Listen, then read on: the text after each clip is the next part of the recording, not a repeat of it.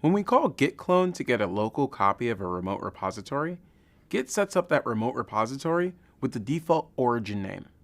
We can look at the configuration for that remote by running git remote-v in the directory of the repo. Here we see the URLs associated with the origin remote. There are two URLs.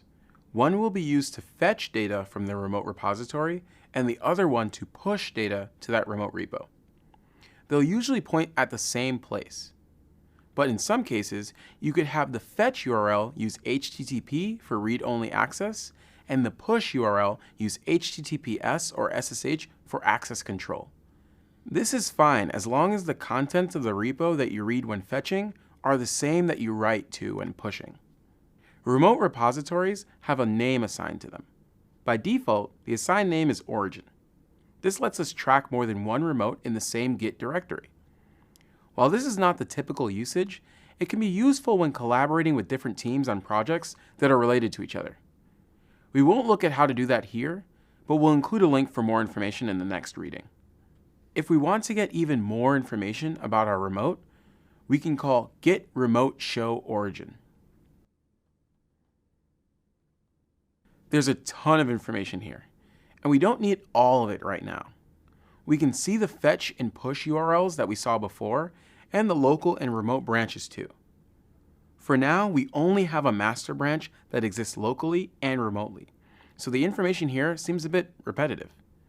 Once you start having more branches, especially different branches, in the local and remote repo, this information starts becoming more complex.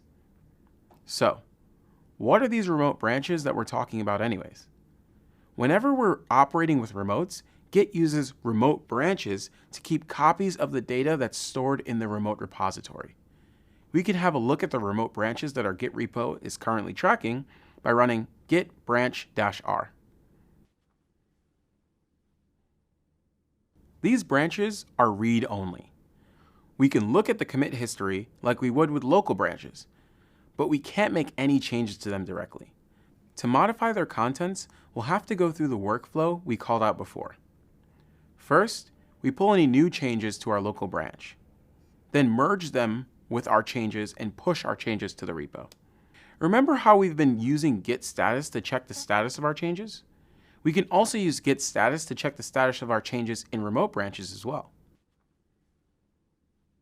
Now that we're working with a remote repository, git status gives us additional information. It tells us that our branch is up to date with the origin/master branch, which means that the master branch in the remote repository called origin has the same commits as our local master branch. But what if it wasn't up to date? We'll talk about that in the next video.